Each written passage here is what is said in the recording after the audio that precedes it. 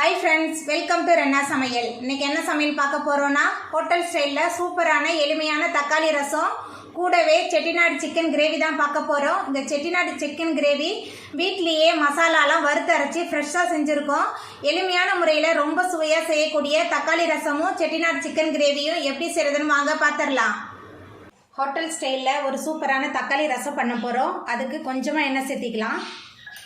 அதுக்கப்புறமா கொஞ்சமா நெய். எண்ணெய் சூடாகி நெய் நல்லா உருகி வந்துருச்சு. இப்போ இதில் கொஞ்சமாக கடுகு சேர்த்துக்கலாம். அதுக்கப்புறமா கொஞ்சமாக வெந்தயம், கூடவே ஒரு காஞ்ச மிளகாய். கடுகு வெந்தயம்லாம் நல்லா பொரிய ஆரம்பிச்சிருச்சு. பொடியாக நறுக்குன 2 தக்காளி பழம் சேர்த்துக்கலாம். கூடவே 10 பல் பூண்டு தோலோடு தட்டி வச்சுருக்கேன். ஒரே ஒரு பச்சை மிளகாய். எல்லாத்தையும் சேர்த்துட்டு நல்லா வதக்கிடலாம். தக்காளி பூண்டு பச்சை மிளகாய்லாம் நல்லா வதங்கி வரணும். நல்லா வதக்கிடலாம். தக்காளி பூண்டு பச்சை மிளகாலாம் நல்லா வதங்கி வந்துருச்சு. இப்போ இதில் 1 ஸ்பூன் மிளகு, 1 ஸ்பூன் சீரகம் சேர்த்துக்கலாம். பொடிச்சு வச்சுருக்க மிளகு சீரகத்தெல்லாம். அதுக்கப்புறமா வீட்டிலே ரெடி பண்ண ரசப்பொடி 2 டேபிள் ஸ்பூன், மஞ்சத்தூள் 1 ஸ்பூன், உப்பு சேர்த்துக்கலாம். கூடவே கொஞ்சமாக கொத்தமல்லி தழை, கொஞ்சமாக கருவேப்பிலை எல்லாத்தையும் சேர்த்துட்டு மறுபடியும் நல்லா வதக்கலாம். தக்காளி ரசப்பொடி எல்லாமே சேர்ந்து நல்லா கலந்து வதங்கி வந்துருச்சு பாருங்கள். இந்த அளவுக்கு தக்காளி நல்லா வதங்கி வரணும். அப்போ தான் தக்காளி ரசம் நல்ல சுவையாக இருக்கும். இப்போ இதில் கொஞ்சமாக பெருங்காயத்தூள் சேர்த்துக்கலாம். அதுக்கப்புறமா சின்ன லெமன் சைஸ் புளியை தண்ணியில் ஊற வச்சு கரைச்சி வச்சுருக்கேன். புளி தண்ணி சேர்த்துக்கலாம். கூடவே ரசத்துக்கு தேவையான அளவுக்கு தண்ணி சேர்த்துக்கலாம். உங்களுக்கு எவ்வளோ ரசம் வேணுமோ அந்த அளவுக்கு தண்ணி சேர்த்துக்கோங்க. தண்ணி சேர்த்துட்டு நல்லா கலந்து விட்டுறலாம். ரசத்தை கலந்து விட்டாச்சு. ரசம் கொதிக்கக்கூடாது. அங்கங்கே நுர கட்டி வரட்டும். ரசம் அங்கங்கே நுர தட்டி வர ஆரம்பிச்சிருச்சு பாருங்கள். நம்ம அடுப்பு ஆஃப் பண்ணிடலாம். ரசம் கருப்பாக இருக்கனால சுவை எப்படி இருக்கும்னு நினைக்காதீங்க. இது பழைய புளி, அதனால தான் கருப்பாக இருக்குது ரசம். நம்மளோட சுவையான ஹோட்டல் ஸ்டைலில் ஒரு சூப்பரான தக்காளி ரசம் ரெடி ஆகிட்டு இப்போ நம்ம அடுப்பு ஆஃப் பண்ணிடலாம். செட்டிநாடு சிக்கன் கிரேவி பண்ணுறதுக்கு பிரியாணி இலை, பட்டை, கிராம்பு, ஏலக்காய், மராட்டி மொக்கு சேர்த்துடலாம். காய்ந்த மிளகாய் 6 எடுத்துருக்கேன். உங்கள் காரத்துக்கு தகுந்த மாதிரி சேர்த்துக்கோங்க. 2 டேபிள் ஸ்பூன் தனியா எல்லாத்தையும் சேர்த்துட்டு மிதமான தணலில் வச்சு நல்லா வறுத்துடலாம். எண்ணெய் சேர்க்காமல் ட்ரையாக தான் வறுக்கணும். இந்த மாதிரி செட்டிநாடு கிரேவிலாம் வறுத்து அரைச்சி செய்யும்போது ரொம்ப சுவையாக இருக்கும். காய்ந்த மிளகாய், தனியா, பட்டை, கிராம்புலாம் நல்லா வறுபட்டுருச்சு. இப்போ இதில் 1 டீஸ்பூன் அளவுக்கு மிளகு சேர்த்துக்கலாம். அதுக்கப்புறமா 1.5 டேபிள் ஸ்பூன் அளவுக்கு சோம்பு, 1 ஸ்பூன் அளவுக்கு சீரகம் எல்லாத்தையும் சேர்த்துட்டு மறுபடியும் நல்லா வறுத்துடலாம். நம்ம சேர்த்த மசாலா எல்லாமே நல்லா வறுபட்டு வந்துருச்சு. இப்போ அடுப்பு ஆஃப் பண்ணிடலாம். ஆறுனதுக்கப்புறம் மிக்சியில் சேர்த்துட்டு பவுட்ரு பண்ணிடலாம். செட்டிநாடு சிக்கன் கிரேவி பண்ணுறதுக்கு 3 ஸ்பூன் அளவுக்கு எண்ணெய் சேர்த்துடலாம்.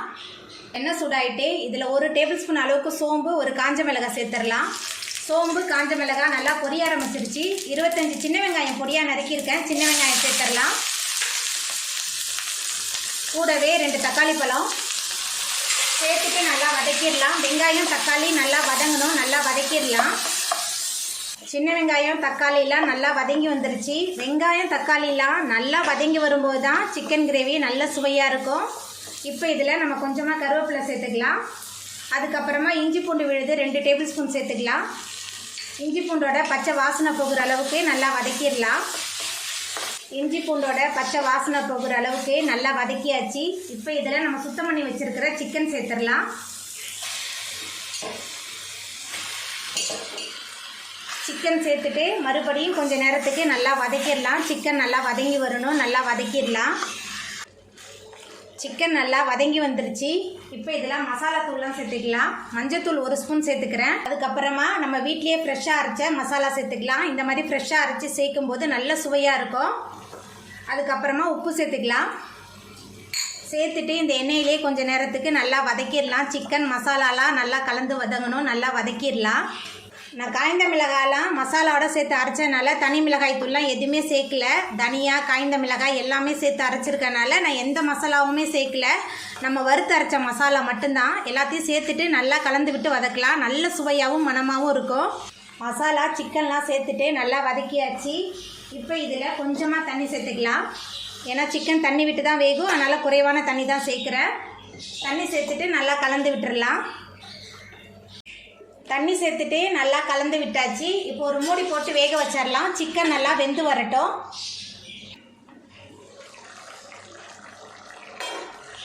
சிக்கன்லாம் நல்லா வெந்து எண்ணெயெல்லாம் பிரிஞ்சு வந்துருச்சு பாருங்கள். நம்மளோட சுவையான செட்டிநாடு சிக்கன் கிரேவி சூப்பராக ரெடி ஆகிட்டு இப்போ இதில் மேலால் கொஞ்சமாக கொத்தமல்லி தழை தூவிட்டு நம்ம அடுப்பை ஆஃப் பண்ணிடலாம். அவ்வளோதாங்க, ரொம்ப சுவையான தக்காளி ரசமும் கூடவே செட்டிநாடு சிக்கன் கிரேவியும் சூப்பராக ரெடி ஆகிட்டு இந்த சுவையான தக்காளி ரசமும் செட்டிநாடு சிக்கன் கிரேவியை நீங்களும் செஞ்சு பாருங்கள். இந்த வீடியோ உங்களுக்கு பிடிச்சிருந்தா லைக் பண்ணுங்கள், ஷேர் பண்ணுங்கள், கமெண்ட் பண்ணுங்கள், சப்ஸ்கிரைப் பண்ணுங்கள். அப்படியே பக்கத்தில் உள்ள பெல் பட்டனையும் கிளிக் பண்ணிடுங்க. நன்றி.